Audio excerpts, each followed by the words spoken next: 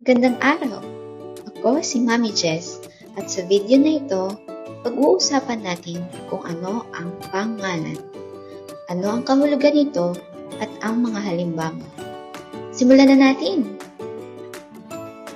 Ano ang pangalan? Ang pangalan ay mga salitang tumutukoy sa ngalan ng tao, hayop, bagay, lugar at pangyayari. Ibig sabihin, ito ang pangalan ng mga bagay na nakikita o naiisip natin. Mga halimbawa ng pangalan: tao, nanay, doktor, bata.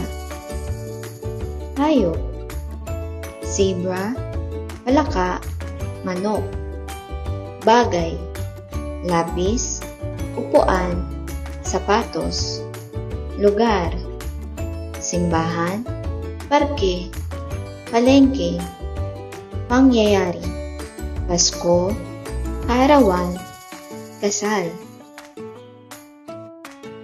Maikling paalala: kapag ang salita ay pangalan ng tao, hayop, bagay, lugar, o pangyayari, ito ay pangalan. Sana ay may natutunan kayo tungkol sa pangalan. Kung nagustuhan niyo ang video na ito, huwag kalimutang mag-like, mag-share at mag-subscribe. Salamat sa panonood!